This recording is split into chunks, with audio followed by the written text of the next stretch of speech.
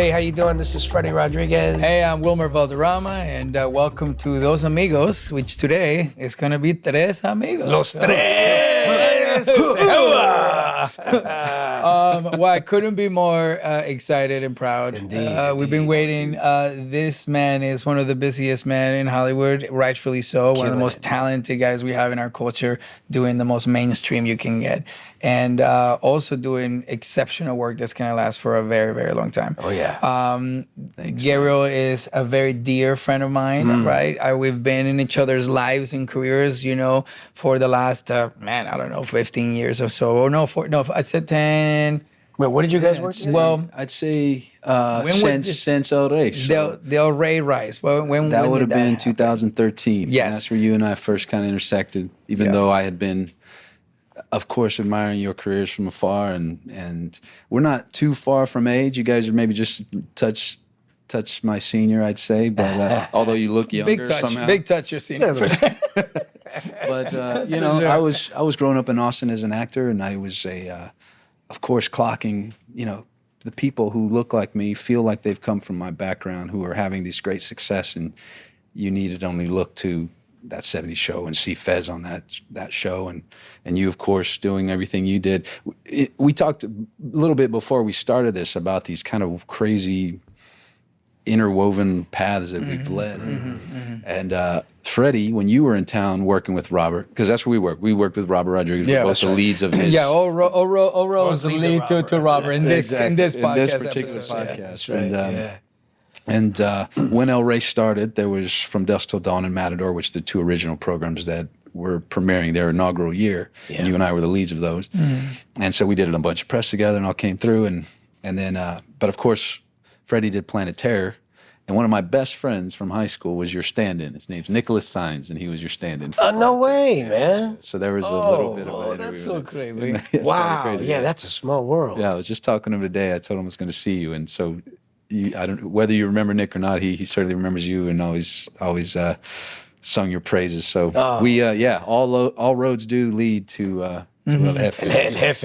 Yeah. And you know, to your point, brother, one of the things I want to start by giving you some consistent flowers first and foremost, because you know, I think we rarely happen to be in the same room together to kind of make sure that we tell each other that we see each other, that we support each other, that we uplift each other, and that we got to be part of each other's journeys. And, you know, and we bonded over the fact that we didn't have that growing up in this industry, right? We were the one Latino in the room. Right. Yeah. You know, and none of us were allowed to be in the same shows together, in the same movies, because they had one of us in there, you know? Right. And the idea that we needed community and that we could have used that community to say, hey, you know, we're all walking in the same direction. How do we set each other up for success and all that stuff is something that we really wanted to cultivate it more. When I first, I remember when Robert was casting Matador, you know, and Robert Rodriguez had launched a network called the El Rey Network, which was kind of all Robert Rodriguez universe collided into one network. He had all the Shaw Scope Kung Fu pictures. That's right. All of, you know, all of the Escape from New York, Grindhouse stuff, stuff. That was, you know, anything that basically what he was playing in his office while he was thinking of. That's the best way to say. He programmed it based on like put it a cable network. Yeah, that's right. And he wanted to do this show where it was gonna be like a Latino James Bond. Right. And he was gonna be a soccer player, and you know, he was also at the same time it's gonna be kind of like a double agent kind of situation. And lucky for me, Wilmer was already tasked to being the lead on the other show From Dusk Till Dawn. I was already playing the bad guy from Dusk Till Dawn. My point I'm making is that the search, you know, and when Robert is looking for someone or for something in someone, the show is not gonna get in until he finds it. Yeah. You know? And the search began for the lead of this like Latin flair James Bond. I mean, the budgets were dope, you know, so like the production value, and he was gonna direct a few episodes and stuff. So it was gonna be, it was a hot project. I remember very clearly around that time, I fired my first agent in town because they didn't think that they could get me in for that. I remember this. This was in 2012. I was with this small boutique agency, and I had mentioned to them, because I had seen my wife, she was really good about she'd always find she was getting the breakdowns from someone. Yes, Someone yes, was yes, letting her have their password to get the breakdowns. She was like, "Baby, there's this part. They're looking for a Latino James Bond. You'd be perfect." And I mentioned it to this agent, and they're like, "Well, I think they're already kind of maybe finding their people. You might not be able to get in." And I remember deciding there and then that this wasn't the place for me. But I'm not the kind of person that kind of goes behind people's backs. Sure. So I decided that I needed to fire them first before I commenced my search for somebody else. So I did. I severed ties with them. My grandfather passed away. I had to go back to Austin. This was around Christmas time. So I went back to Austin. No agent, feeling, is that the lowest of the low I could be, because at that point I was the oldest male in my family, oldest male in my immediate family. My father had passed before I was born.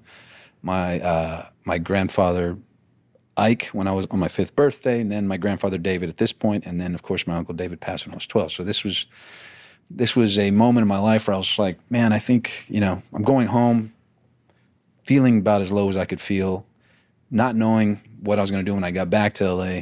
But thankfully, my family, all my friends in Austin really replenished my creative well and made me feel strong. And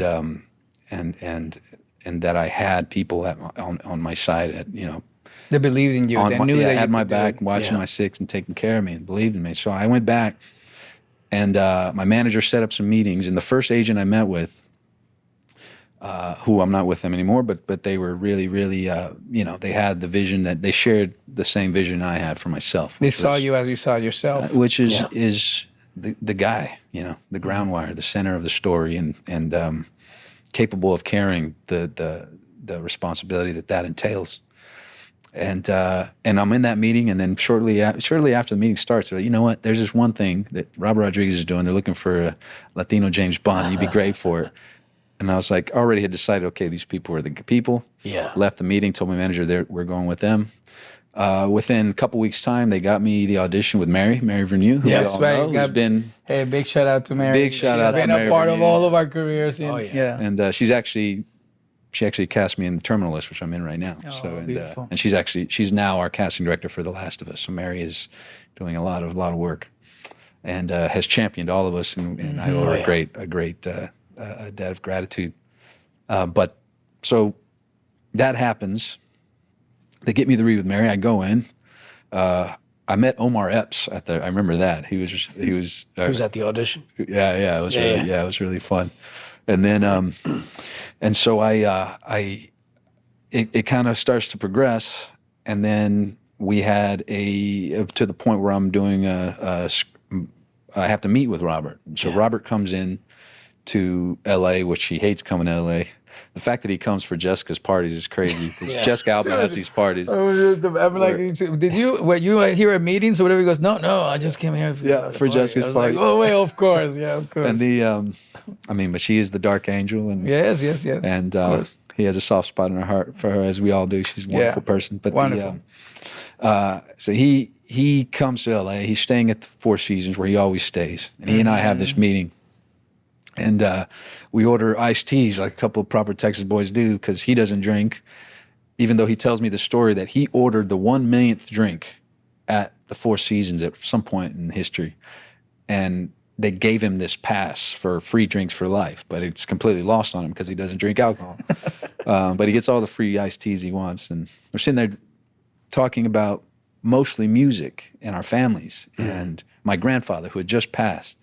And I'm having this meeting on February 19th, which is my grandfather's birthday.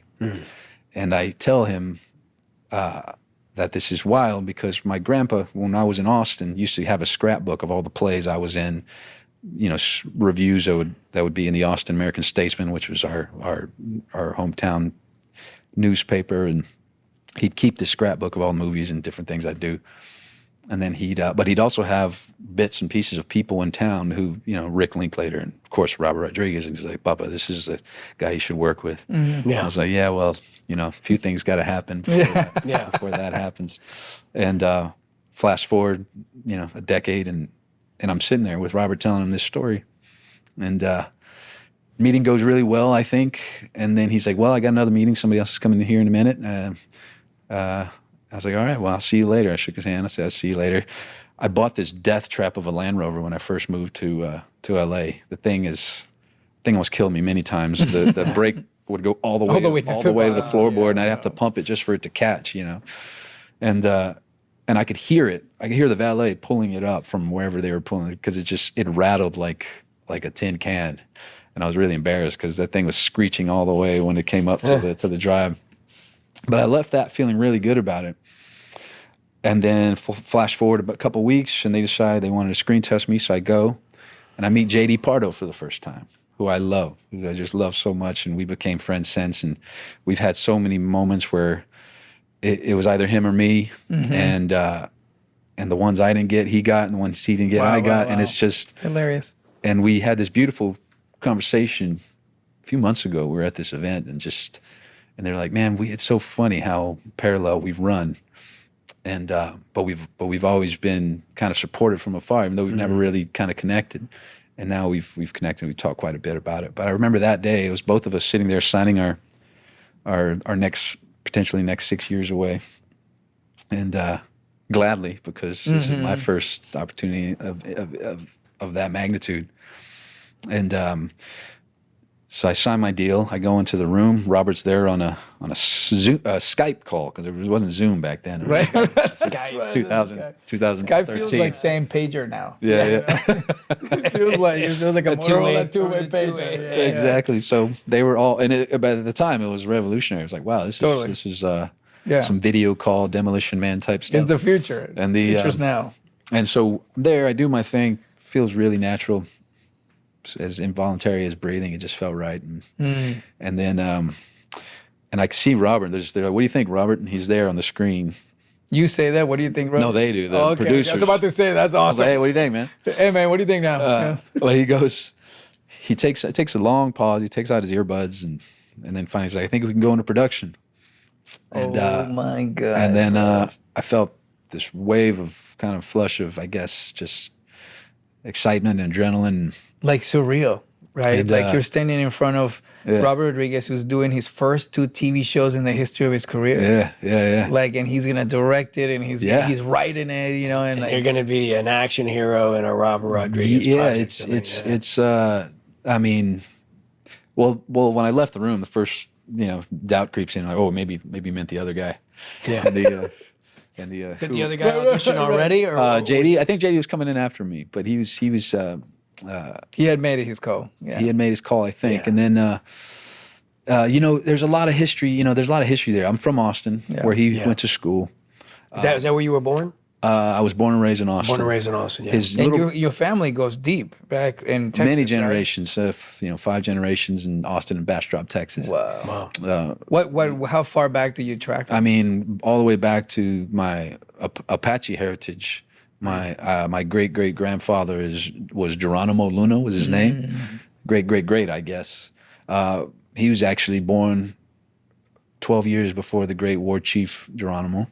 So the fact that he is named Geronimo is actually interesting, because he actually predates the great war chief. But on the family, the Apache lands extend all the way to Durango, but there in the hill country is the Lipan Apache, and so it's just a long time in Austin. He was from Austin. I worked with Marcel, his little brother. Marcel was the DP of my friend Rogelio's student film when he was getting his master's. Yeah. And so we shot it at Marcel's house. And so when it came down to it, when he was making his decision, he told me this. He was like, I asked around Austin, and basically all my brothers and sisters know you. Roxy knows you, Marcel knows you. Everybody has really great things to say. You did a great job in the read, and so you were my guy. And I remember when I got the call, I was on my way to Trader Joe's. And I don't remember where my wife was, but they just called me and said, you're the lead of who show. called you? I would have been my manager at the time, Melissa Bro, who was a partner at How did they break Entertainment it to you? How did they 360. say? No, I mean So you're going back home? Well, that was the whole plan when I came out here was for them to send me back with a bigger part, because every show, because a lot of what was happening in Austin at the time, but it would only extend as far as the kind of day player roles for us, I did a day player role in a picture called Temple Grandin, which was the first time I was in the hair and makeup trailer with Catherine O'Hara, who I worked with on The Last of Us. I posted this really cool 15, 16 years apart, this photograph of us. Oh my God. And we recreated the Yeah. the composition of that photo in the hair and makeup trailer. But anyway, just day player roles that they would offer in Austin. And so my whole thing was go to LA, they'll send you back with a bigger part. Wow. And but we shot Matador in LA. Yeah. Oh, you shot it. Yeah, and it was based. The character was a DEA agent who was recruited by the CIA to take down this nefarious character played by Alfred Molina for the great. By the way, they get Alfred Molina to play the main villain. This thing, it's like, oh man, Alfred's a good dude. amazing dude. It was just an incredible Mm-hmm. honor to work with him. And Sammy Rotibi was in the show, and a bunch of other really great actors. And there's some great cameos in there too. Like, some great. Well, you guys showed up. Yeah. You guys. it was like really a little was it? Hollywood party, and there was all of us, the cast from Dusk Till Dawn. Yeah. We like sit around a little table, and he just kind of walks by us. a young Isa Gonzalez. Yeah, who Asa. Shout out to Asa, also championing and Absolutely. killing it for everybody, man. Absolutely. We love Asa. Asa's the sisses. Love that gal. She was great. And I mean, when I got the part, I came down to South by. You guys built a titty twister. Yeah. At South by Southwest, which is of course the bar and From Dusk Till Dawn. And we all went, and Robert was jamming. My cousins who were in his band. Another connection that we had, my cousin Del Castillo, a band named Del Castillo. When they play with Robert, they play under the band name Chingon. Chingon, And yeah. they take, He's had just that band realized- for a while, though, right? But like literally not until very late, I put that together. Like I was like, oh my God, you're related to the band Yeah. too. Like it was just Well, we're actually just cousins by the primos the way we are. you Yeah. know, Oh, the okay, way that's our good, that's culture good, is. that's good. My actual blood cousin is the guitar tech, but my grandma's maiden name is Castillo, and her and the boys, we just always said we were cousins. So son primo, yeah. And and so but yeah, that when Robert cast me and then when he was doing press, he was like, yeah, I saw this guy and I knew him, and I was like, wait a second, I think your cousin's in my band. Sometimes that's the way deals come together. Did your cousins ever bring you around when you were younger? Yeah, the first time I met Robert was at La Zona Rosa in Austin, Texas. Yeah. Which is an awesome bar that's no longer there. Incredible music venue. He was playing. It was George Lopez's birthday. George was there, drunk off his ass, playing. What did he play? I think he played Iron Man. I think they gave him the guitar and he played the riff to Iron Man, and then he stage dove off the stage. George no way. Yeah. And I remember that it was after I had done my first feature, which is this independent called Fall to Grace, which went to South by Southwest in competition in 2005. And I had a bunch of copies of the DVD.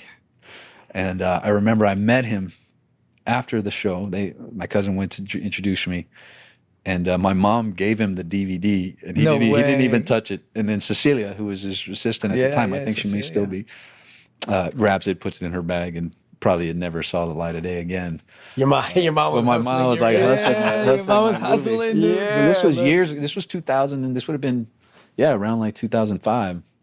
Yeah. And then it was 8 years later that he and I were on set doing the show. And that when you guys did your cameo, that was the first episode. Mm-hmm. And we were up in Hummingbird Ranch up here in Simi Valley, right, where they shoot a lot of stuff. And it was a really, really incredible. I mean, you're sitting there, you're all dressed up all nice like this cool super spy, and who becomes a soccer star, infiltrates the soccer team to take down Fred's character, and doing all this really cool kind of espionage, sleight of hand stuff. And they had the toys too. Oh, they had everything. Were playing all the toys. It was just such an incredible experience.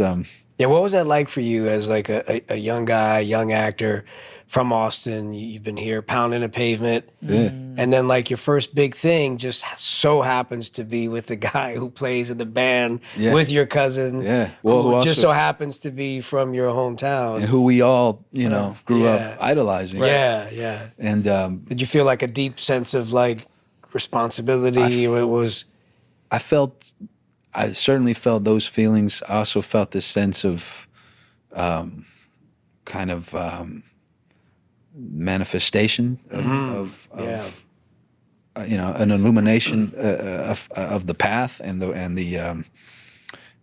kind of like stepping into stride of what kind of I was supposed to do. You know, I think at some point, especially with us in our community and you know, back then when it was few and far between, you had to believe that it was kind of you and only you that could do this particular thing. You know what I mean? Like, it was the idea that what is mine and no one else's, and what is another man's is his, and I don't covet that, and I support and celebrate that, which is kind of a beautiful thing about this podcast, what you guys are doing, and the way you've treated me my entire career since I got here, since we first met. You know, to be able to communicate with you and text you and have you be as encouraging as you have been, and always so supportive. And that's the idea. You know, we do our thing, deliver excellence when given the opportunity, as Robert says in his book. Right. And then, you know, turn and pivot and shine that spotlight on others, so that, you know, the path stays illuminated, the door stays open, and people can follow in.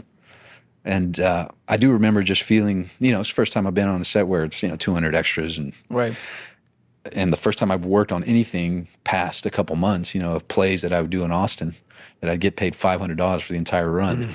And now here I am, full 6-month engagement as the lead of this show, and working opposite Alfred Molina, and it was a whole new world.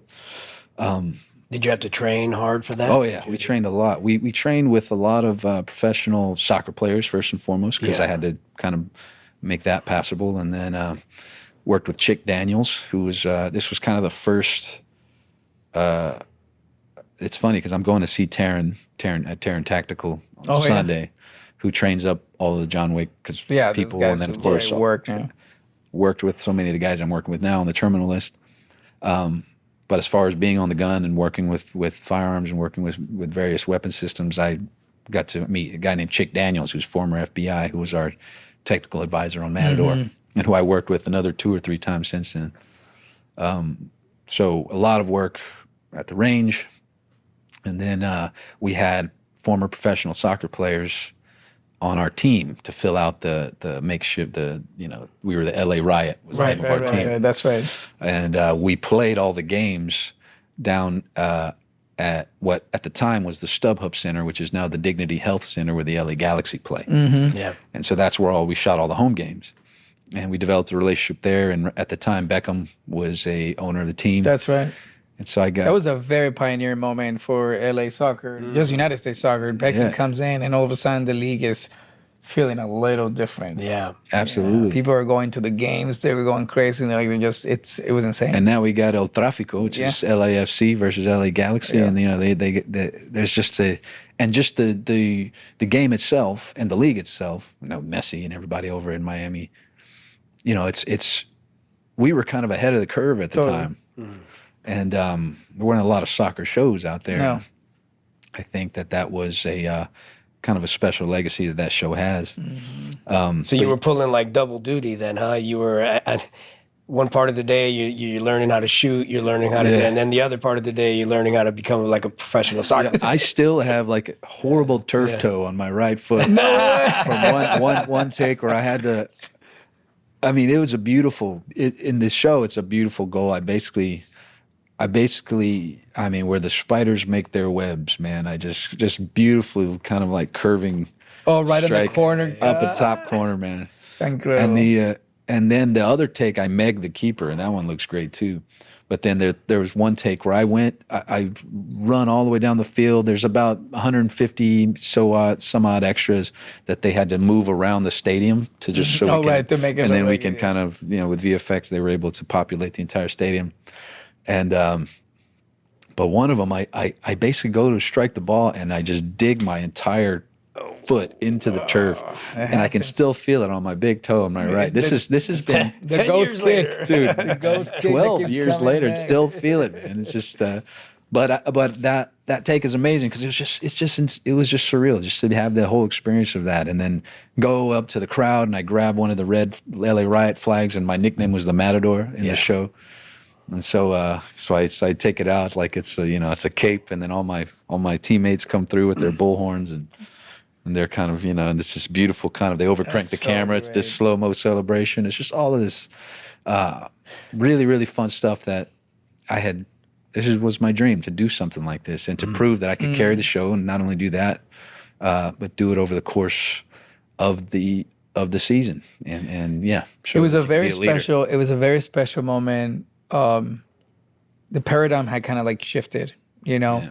And Robert had made such a signal that he was going to make these Latino stories feel larger than life, and that he was going to do the Robert Rodriguez thing, which is like, it doesn't matter who's on that screen. If he's a hero, he's a hero, right? Yeah. And one of the things that I reflect back to, and I really think, I think back to in that moment is, he saw something in you that he knew that was going to, be a real resource for healing for a lot of our culture. The way you command the screen, Gabriel, you should know, is so effortlessly powerful. And you went on this beautiful run right after that. And by the way, you haven't stopped. Like, you've been consistently getting what you deserve. Like, the parts that really showcase the beauty of the craftsmanship of what you've been able to do. And it's been beautiful to see that in our generation, this is possible. Yes.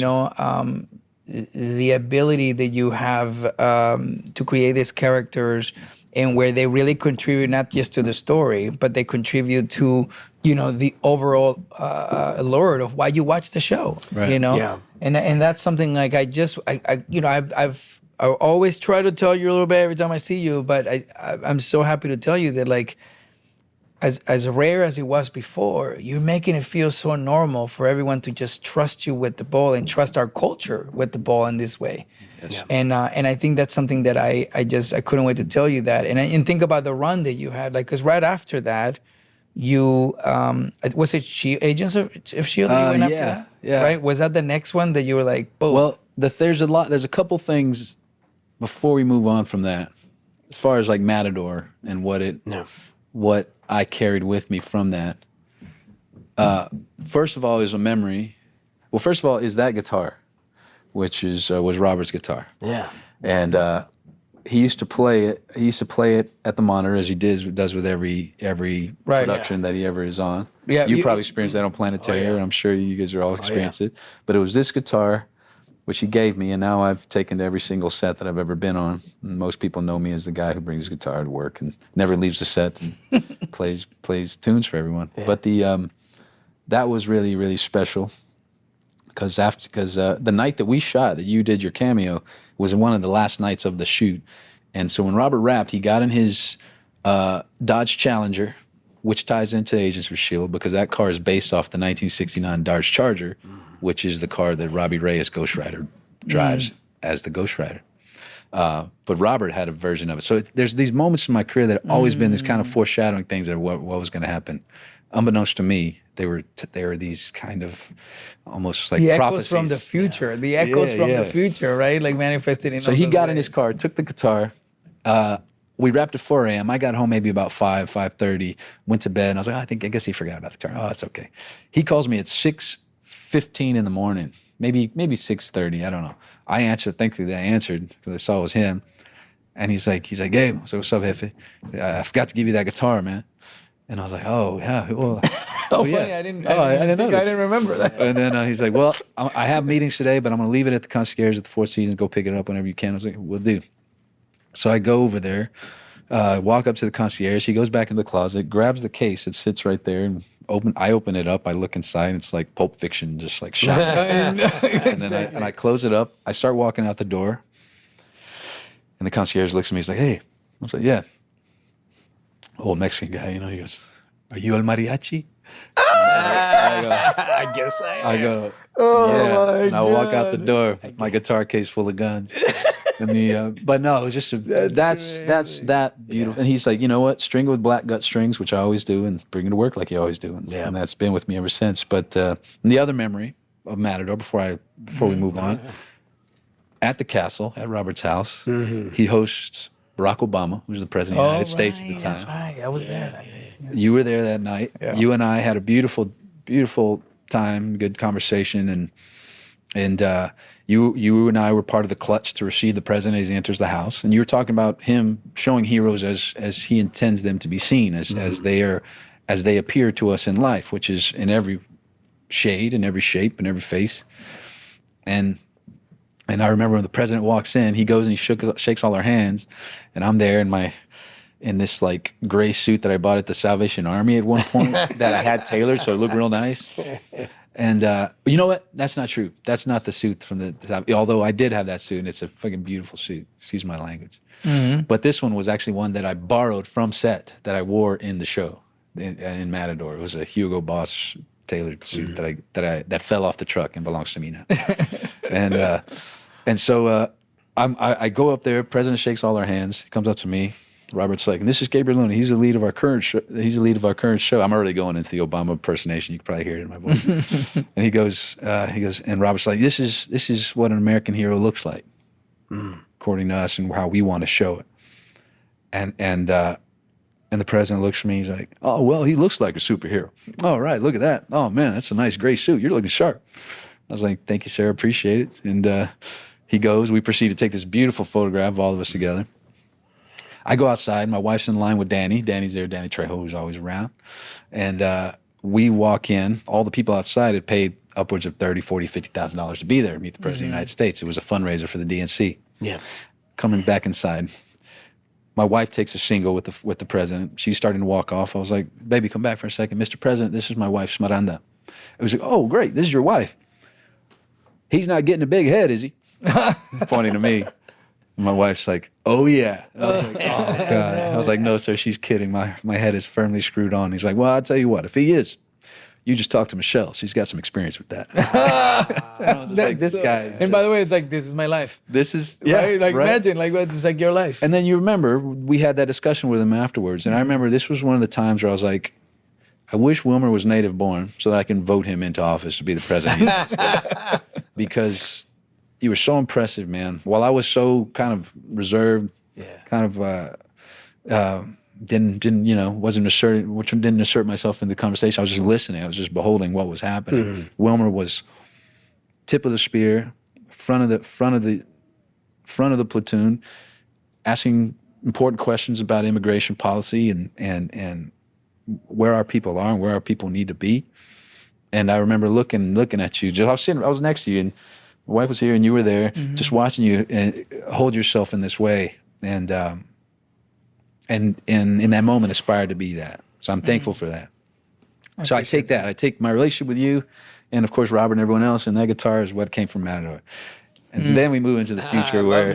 Well, I want to say something before we move on. You know, as you were talking about him and the stuff that you've been doing, you know, as someone who's a little older than both of you. And looks younger than both of us. Younger than both of us. I'll take it. It's been wonderful to see you and your trajectory, especially in what I love is that we've all worked with Robert, right? And so we kind of know what his ethos is, right? And a lot of what he's done is that he has made Latinos commercially viable, right? And in our industry, I think at the end of the day, all the people on the upstairs, all they care about is whether we can make the money or not, right? And he's created this platform where he puts people like us at the forefront in projects that have themes and revolve around certain aspects that prove that we could be commercial, or the project could be commercially viable. Right. And you're the face of that, right? You're playing a soccer player who's like a James Bond, right? Those are commercially viable themes. Yes, sir. And he could have chosen anybody to play that, but he chose you, right? And by choosing you, and by you doing The Last of Us and you doing everything else that you've done, you're showing Hollywood that you can be commercially viable. And if you can prove that you can be commercially viable, they're going to continue to invest in people like you. And that's what's been so wonderful about what Robert has been doing. It's been so wonderful about what Wilmer's been doing. And we just got to continue to do that. You know, the next generation of Gabriel Lunas and Wilmer and me, and keep creating projects like that so that we can keep proving that we can make the money. Absolutely, man. And you know, and I think when I think of you, I always think of, I loved Can't Hardly Wait. It's one of my favorite movies. I watched that movie so much, dude. Thank you, till man. Say pop. And I was just like, but that was the thing. It's like Freddie Rodriguez as this one of the cool kids, you know, and with no specific kind of framing of it or reason why a young Latino is in that position other than they are in life, and that's just the way it works. And I remember watching that and thinking, that's cool. I like that. I want that, you know. And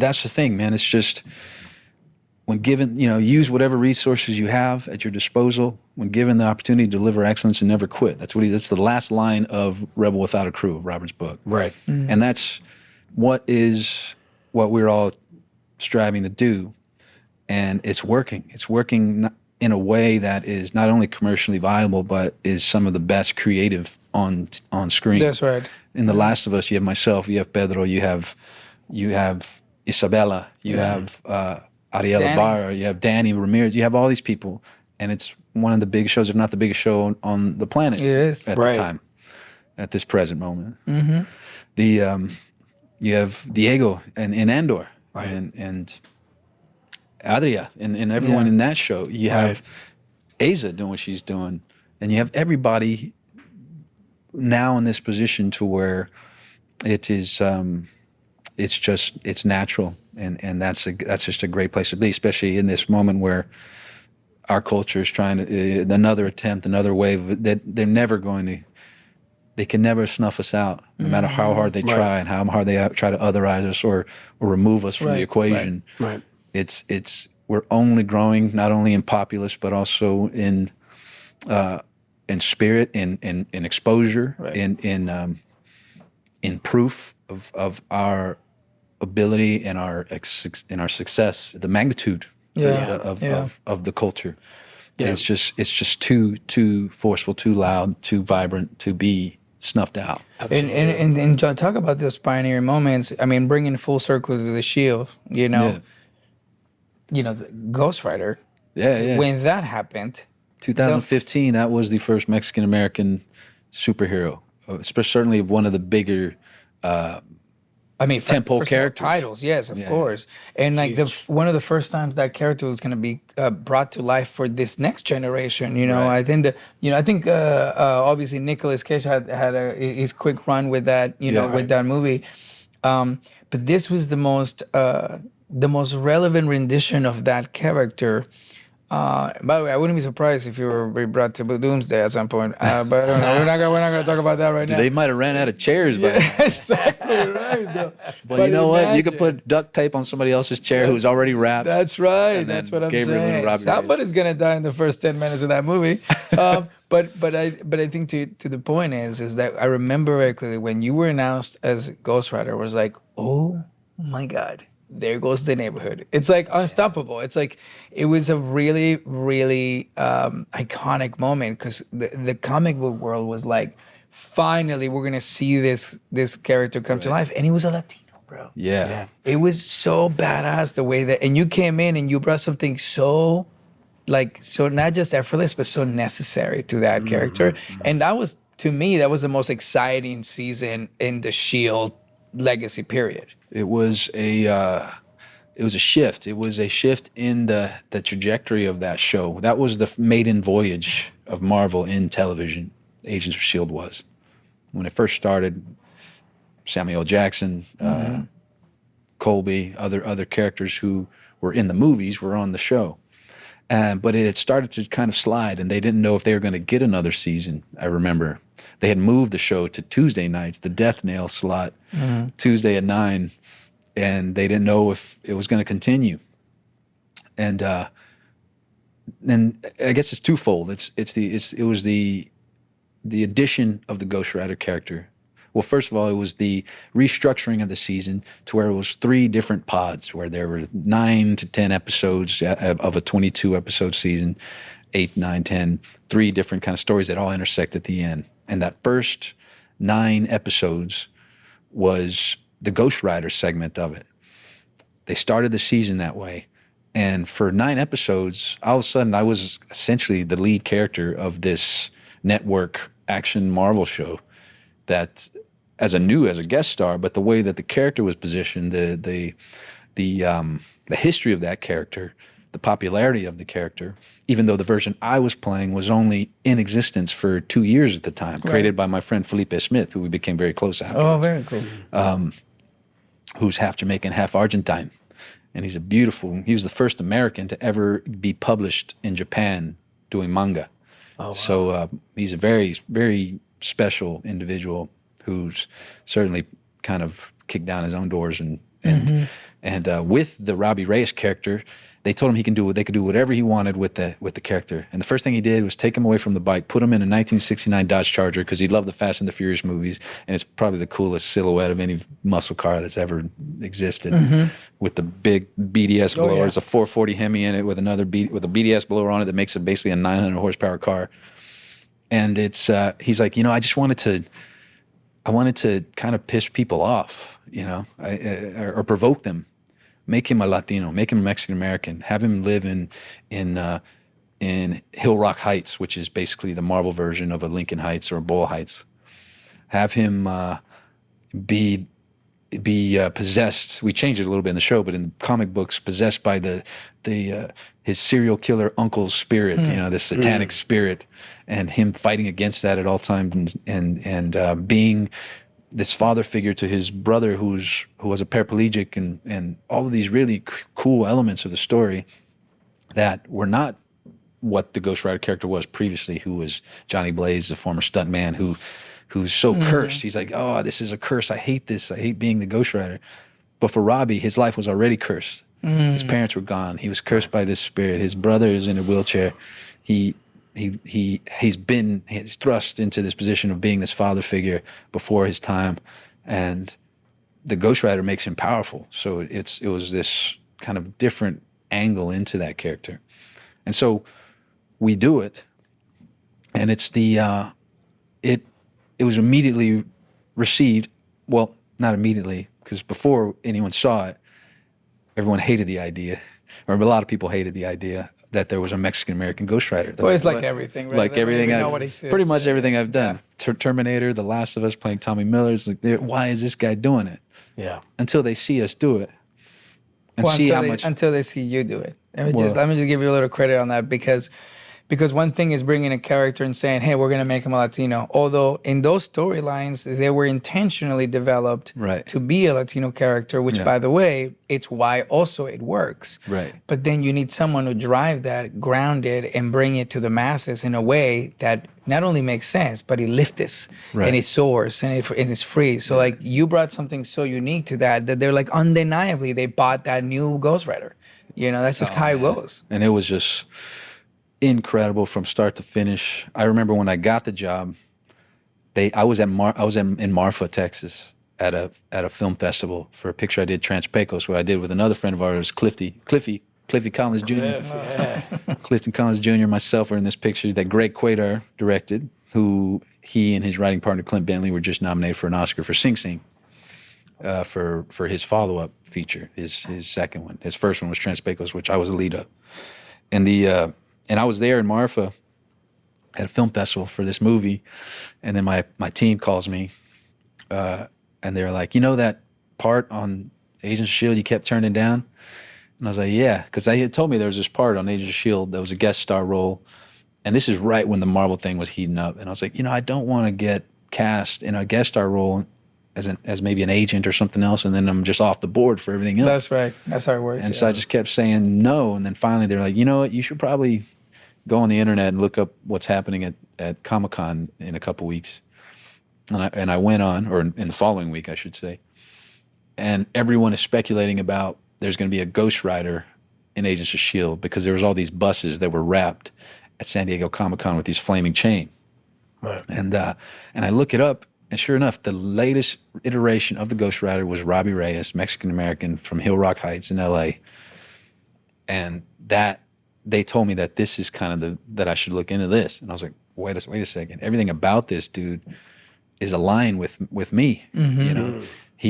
My mom was a 15-year-old widow when she had me. And she's more so of almost like a sibling now in these days. I'm 42, she's 57. And even I'd say to the point where now I'm kind of the paternal figure for the family. Yeah. Take care of her, take care of everybody, my siblings, my grandma. But in this thing, he's this orphan person who takes care of his family, takes care of his brother, whose name is Gabriel. And I'm just like, wow, this is amazing. I didn't even know this guy existed. And then they're like, well, they're going to, Jeff Loeb and Jed Whedon and Mo Tancheron Whedon, they're going to call you and set up this thing. And so I'm sitting there trying to get internet in Marfa because it's really, it's in the desert and all the internet's super spotty. And I'm literally sitting in this house that I rented. I can see tumbleweeds going down the road. It's like a one road kind of town. Finally get them on and they're like, hey, you should, do you know anything about this character? I was like, yeah, I think I know. I was trying to pretend that I didn't know. And they're like, well, we'd love you to put down this one scene for us. And if you could do that maybe tomorrow or today or whatever, we'd love that. And I was like, no problem. So I went to my screening, just buzzing because I was like, wow, this is wild. And then the next day I rented a room at the Thunderbird Hotel so that I could, because I wasn't going to stay. I was going to leave the following day. But I was like, I'll stay one more day, get this tape put in. So I'd go up. My friend Nick helps me. You're stand-in. Who was there in Marfa visiting a friend of ours. But unbeknownst to me, they were having a day rave down at the pool. So in my tape, all you hear in the background is, which is actually kind of perfect because in my mind, Robbie Reyes kind of listens to this really cool kind of EDM kind of stuff. Yeah. But I do the scene, I send it in. They call me the following day. They're, how fast can you get back to LA? Well, I'm coming in today. Flew in, went home, got dressed, went to go meet them. Sarah Finn was casting it. Met the entire production team. Met their kids, and this was the first sense of the family that they were, and then the kind of thesis statement that they have, which is really they create this family culture, and they were really great at that, and that's why the show was as wonderful as it was, and the fan base feels very much a part of the family, and I went. That was a Sunday. They called me the next day to tell me that I got cast. I was on set that Friday. Whoa. So in 7 days, I went from just not knowing what was going to, just doing my thing. I was at this film festival to being on set as the Ghost Rider, as it's being announced at San Diego Comic-Con. Everybody, Clark Gregg, Chloe, Ben, everybody, they were all in San Diego. Yeah. On that Friday doing the big Hall H presentation, unveiling the fact that there was going to be the Ghost Rider. And I am on set squishing a Nazi with my car. and having the as time one does. having the time of my life. And from one moment to the next, I go back to my chair to look at my phone, and now all of a sudden every person I've known for the last, in my entire life, it just texted me that they had announced that I was playing this character. And that was a huge shift. I mean, it changed a lot in that moment. I mean, Matador was certainly big in my life. And then as far as just people around the world knowing who I was, this was kind of the moment. This was the threshold that I walked through. And then all that was left was make the show. And we made it. I got to work with incredible people. Yeah, where'd you shoot? Cast. We shot it in LA. So I was so lucky, bro. LA, for the first 5-6 years after Matador, everything was in LA. I did that. I did Agents of S.H.I.E.L.D. I did Wicked City for ABC. I did True Detective here in LA.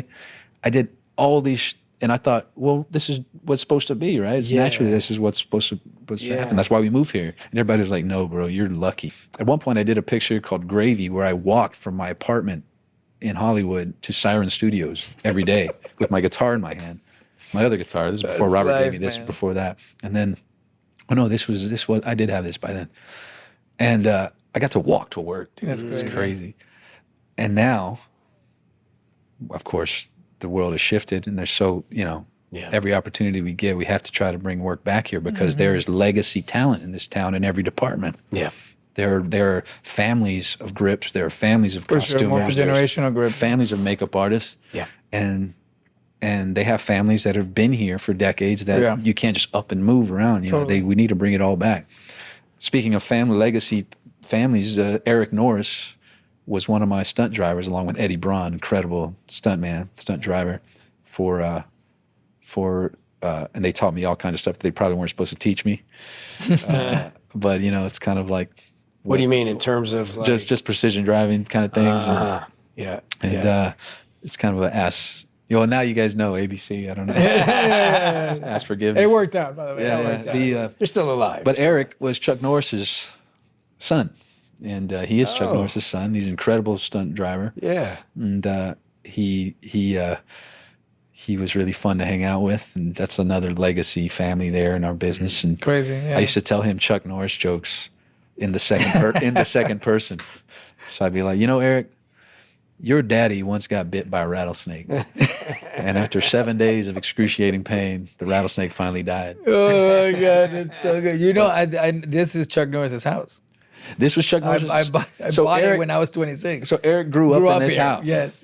Dude, this is what I'm saying. Yeah, you got to tell him. Man, Everything happens exactly as it's intended to. Yes. It's crazy. And, Have you had those things, like really like geeking out moments, like when you because first of all, you were also in Terminator. Let's also talk about that for a second. But the moment when you show up and you're like, okay, here is, you know, Ghost Rider's outfit, and you're like, damn, the jacket, you know? Yeah. Or you show up to Terminator, you're like, there it is, the chrome skull, you know? I always say, man, like when especially with things like that, they're so iconic. Like with the Ghost Rider, I had the horseshoe kind of insignia on the jacket, which was kind of the original design, the Gary Friedrich design from the 1970s comics that Felipe rolled into Robbie's character. But I remember when I put that jacket on, it was like, or when I put the Air Force jumpsuit when I was playing the Terminator, you know, it's like there's moments where the character just snaps into your spine through the costume, you know, and there's just these, the Terminator thing was another thing where it was kind of forecast ahead of time, because I remember doing the Ghost Rider in the Charger, which made me think of Robert in his Dodge Challenger when he was directing us. I was like, this is so crazy. And then I'm in there racing down the LA River, going just ridiculously fast, and because this car was very powerful. And then I hear on the walkie, they're like, oh man, this is like Grease. It's like Grease Lightnings. And I was like, I get on the walkie, I'm like, you know, yeah, it is kind of like Grease, but I'm getting more Terminator vibes, which is, of course, the famous scene where Robert Patrick in the 18-wheeler is chasing Arnold and Edward as John Connor down the LA River. Yeah. I remember telling Robert when shooting Matador, we were on the First Street Bridge, which is in the first Terminator, where you first see the stop-motion endoskeleton of the Terminator after the 18-wheeler explodes and it emerges and all the skin is burned off. That was on the First Street Bridge in L.A. And I remember thinking of that when I was shooting that. I had a scene with James Callis from Battlestar Galactica. We're both on this thing. And it's just kind of wild that it would all develop that way, because sure enough, I would be Jim Cameron and Tim Miller cast me as a Terminator in 2018, and we went and shot the film. You're telling so many great stories. We're just going to take a slight pause, and we're going to continue on the next episode. Stay tuned for part 2. 2 episodes. Nice. Part 1, part 2. Part 1, part 2, baby.